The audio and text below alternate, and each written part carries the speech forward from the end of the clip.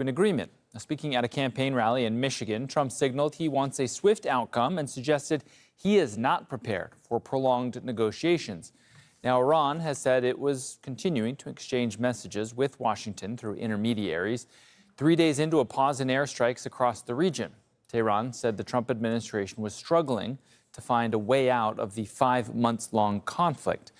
All of this as Israeli Prime Minister Benjamin Netanyahu arrives in Washington for the first time since February. The two leaders are expected to discuss the war on Iran. And we're talking right now. You know, they wanted to talk. Their people said, please don't shoot last night, the night before, 2 nights. Don't do it. You know, we're having good talks. So we'll see what happens. I think there's a good chance that something could happen. And if it does, good. If it doesn't, we go back to doing what we were doing 2 days ago. America thought Iran would collapse in 3 days and will surrender now after months. America is now stuck in this place and they are proud of the crimes, which means they are stuck and they are struggling. The Americans are struggling in their current situation. They have caused this, they have done this, and now they are stuck. We in Iran, we don't care about the worries of America. What is important for us is the Iranian national interest. All right, our chief U.S. correspondent Alan Fisher is standing by for us at the White House. So, Alan, I mean, what are the goals of the talks here between the U.S. and the Iranians? I mean, is it to get back to something resembling the Memorandum of Understanding or something else?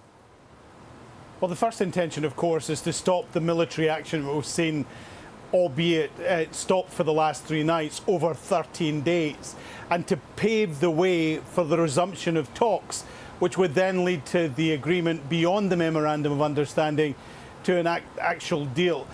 The difficulty, of course, is getting that first step. The United States wants to make sure that the Strait of Hormuz is back open. Iran sees that as something that gives them a great deal of leverage. But the fact that after 13 days of attacks, both sides are talking, there have been no further strikes. But Donald Trump still says, look, if things don't work out and this doesn't become a deal, we will go back to strong military action, very strong military action is what he's saying. So that hangs over all of these talks.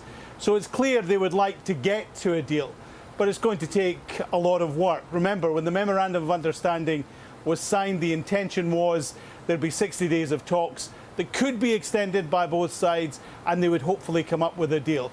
That clock hasn't even started, so there's still a lot of talking and a lot of time to be spent on trying to get peace between Iran and the United States. And Alan, as I mentioned earlier, the president is going to be meeting with the Israeli Prime Minister Benjamin Netanyahu on Tuesday. What is likely to be on the agenda here? I mean, what are the issues between the U.S. and Israel that need to get ironed out?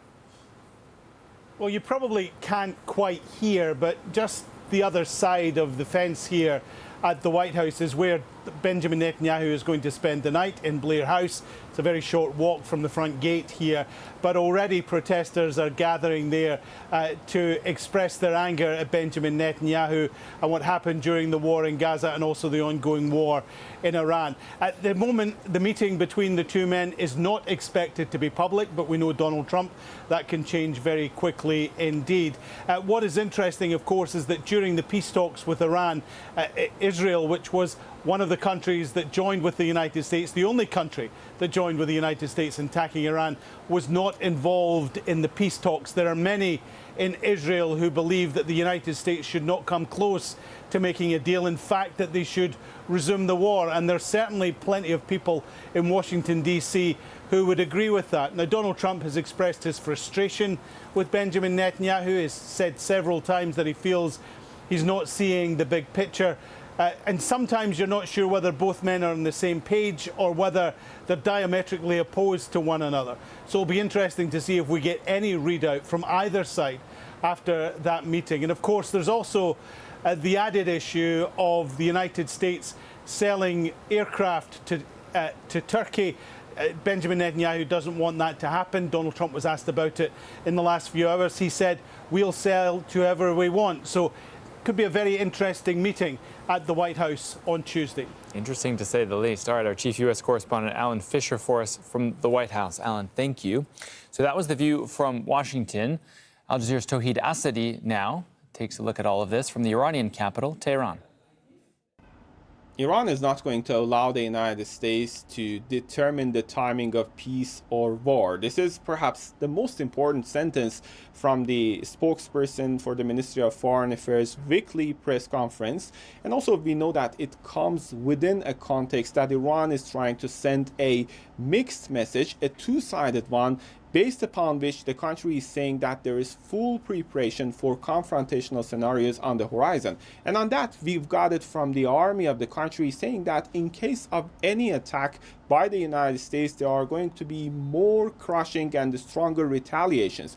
Meanwhile, the country is saying that the doors for diplomacy are neither open nor closed, but rather ajar. And on that regard, they also said that they haven't requested any talks with the United States, but the mediated negotiation and mediated communication is still underway, seeing the role of Qataris, Pakistanis, and other regional players in that regard. We know that the country is trying to practice a sort of cautiously calibrated pragmatism impacted by a cloud of mistrust regarding any rapprochement towards the United States.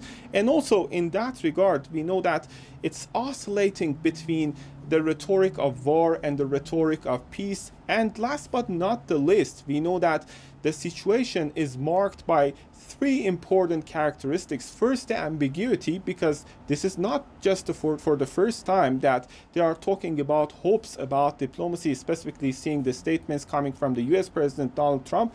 B, it's the breakable nature of the situation. We know that for the past nights, we didn't see that much of exchange of fire in this brutal ceasefire currently in place, but also we know that there is a potentiality for a new round of escalation.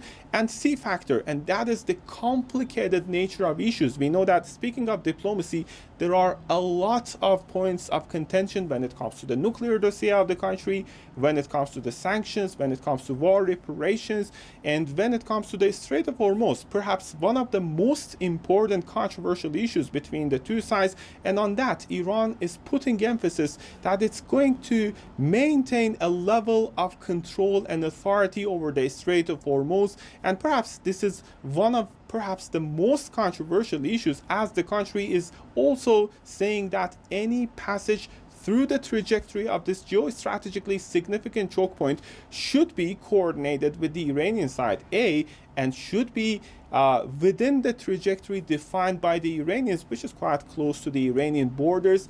Another sign of control and authority that Iran is trying to implement pertaining to the Strait at this time. I can say at the end of the day, what remains the name of the game is uncertainty. Toeed Asadi, Al Jazeera, Tehran.